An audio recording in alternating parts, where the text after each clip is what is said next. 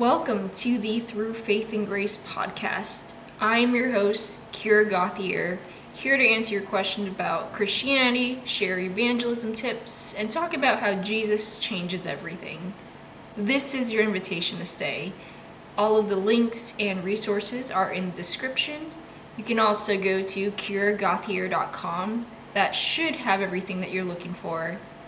There's another way to do life, and it's by following Jesus. I hope you enjoy today's episode.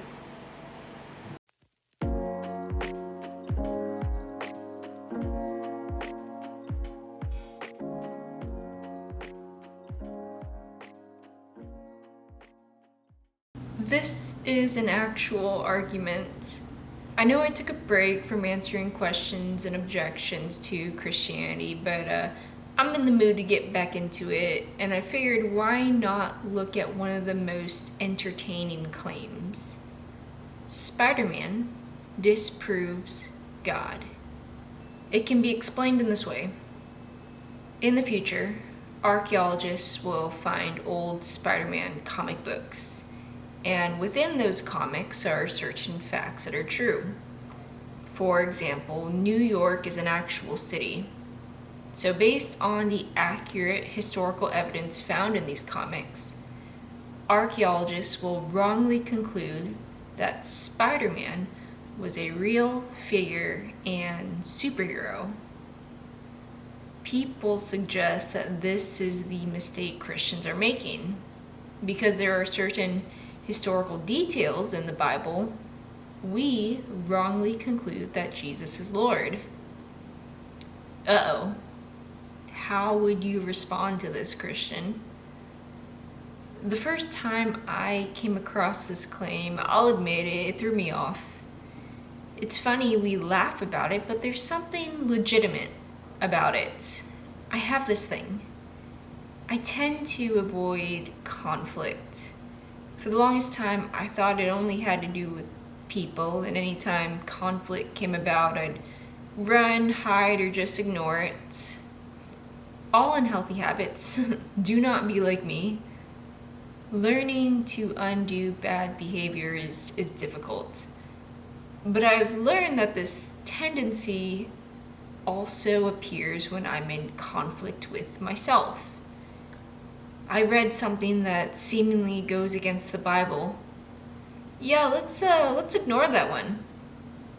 Oh, my high school history teacher said that Jesus never claimed to be God.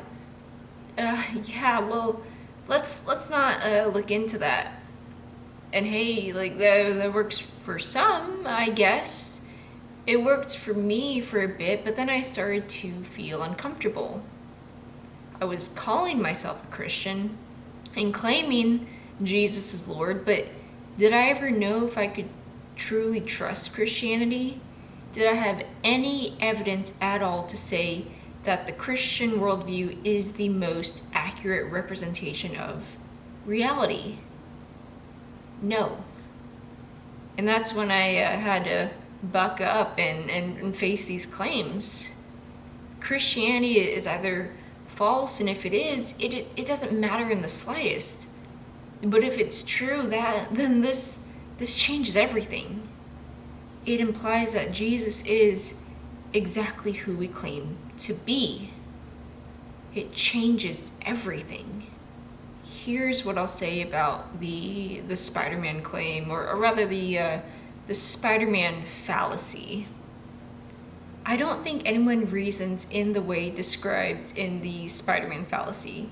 No one believes that the Bible is accurate solely due to the mention of a place or discovery.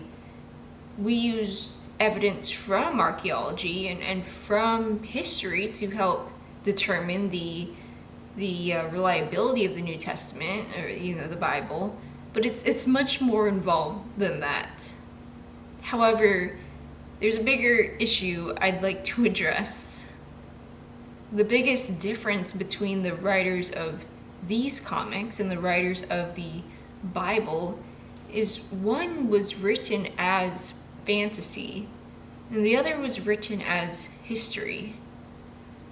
The Gospels present themselves as ancient biographical literature.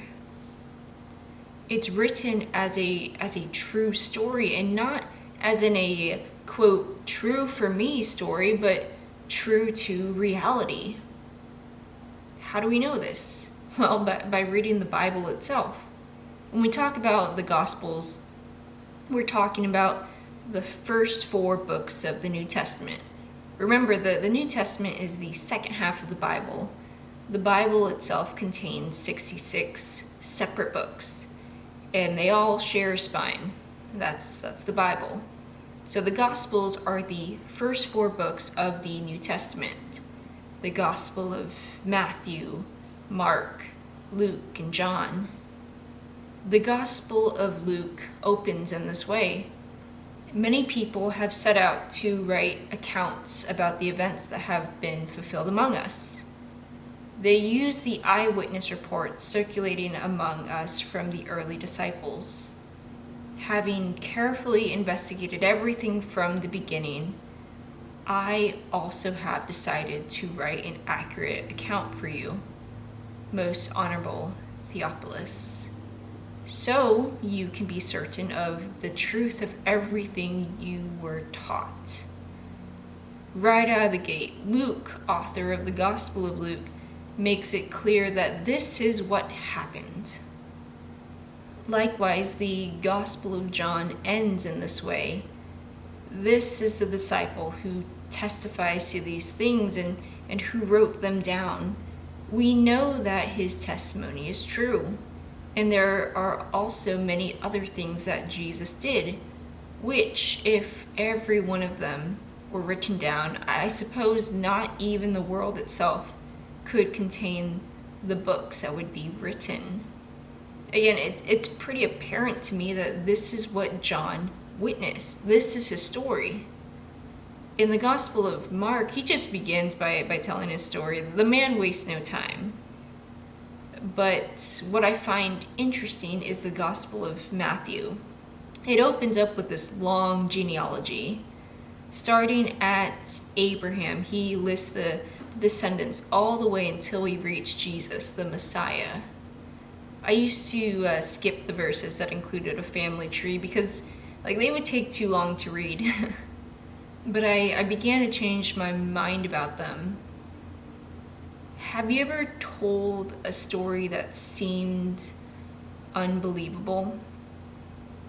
The listener may try to call you a liar or bet that it didn't happen. And when this happens, what's the natural response of the storyteller? To mention other people if they were there. No, that did happen. You can ask him, you can ask her. That happens. Over and over again, we see these eyewitnesses boldly mention specific people, including people who held a lot of power, such as Pontius Pilate or Caiaphas, the high priest. Another example can be observed through these genealogies. They name specific people. I believe the genealogies found in the Gospel of Luke, the Gospel of Matthew, and elsewhere in the Bible provide another layer of authenticity. Jesus fulfilled the messianic prophecies, and that's another reason why Christians know Jesus claimed to be Lord. And sure, it's easier to fulfill the prophecies that you can, quote, control, like performing miracles and accomplishing a resurrection, as one does. But some Jesus couldn't control, like where he was born and the family tree that he would be born into. This is why genealogies matter. The Gospels are often referred to as eyewitness accounts because that's what they were. Testimonies. They reported what happened. Unlike the Spider-Man comics, myths, or fun stories, those books were written to document what happened, to answer the question, who was this Jesus? And based on their testimonies, we compare them against the evidence to see if these gospel writers were telling the truth. There's the external evidence test, which examines the accuracy of the history reported in the New Testament.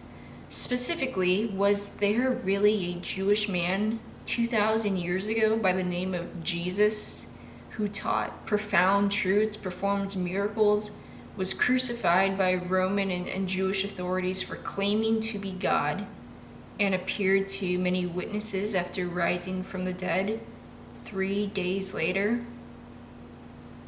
Then there's the internal evidence test, which examines if the New Testament writers were telling the truth.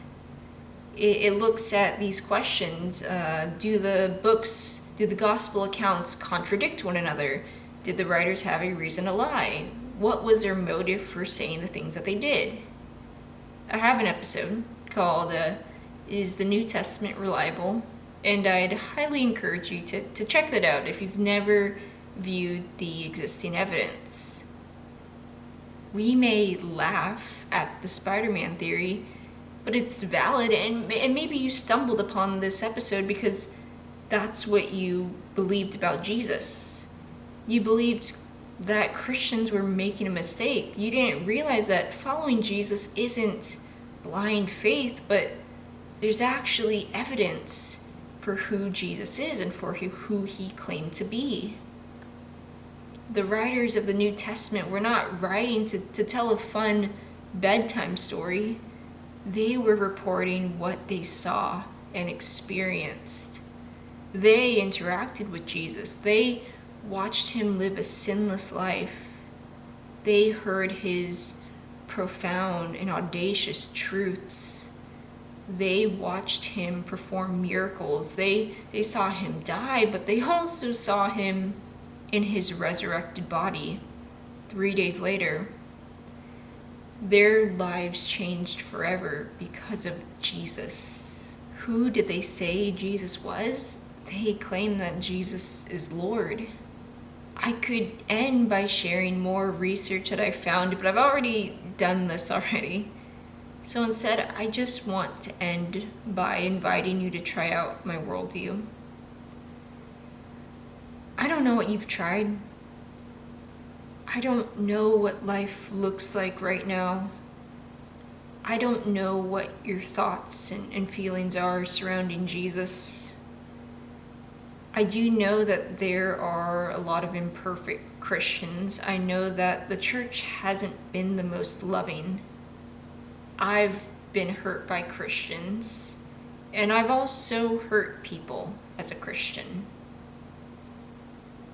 But would you be willing to give the one perfect man a shot? Would you be willing to try out my Jesus? Both fully man and fully God. He came to this earth not to condemn the world, but to save it. He came for you. He came for me. He came for the entire world. There's another way to do life, and it's by following Jesus. Jesus offers hope. Jesus offers certainty. Jesus offers identity. I know it can be countercultural at times, but it works. I've lived in a way that honors the values of today's culture, and I've also lived in a way that honors the values of the Bible.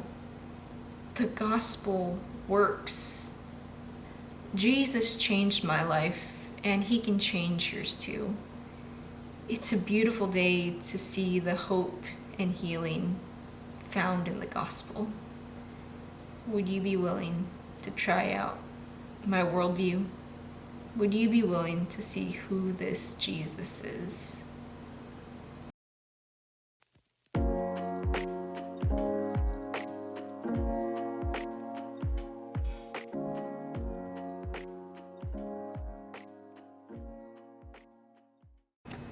Me trying to record this thumbnail, I was like, what is this Spider-Man hand symbol? Like that's on my my Google history right now. Great.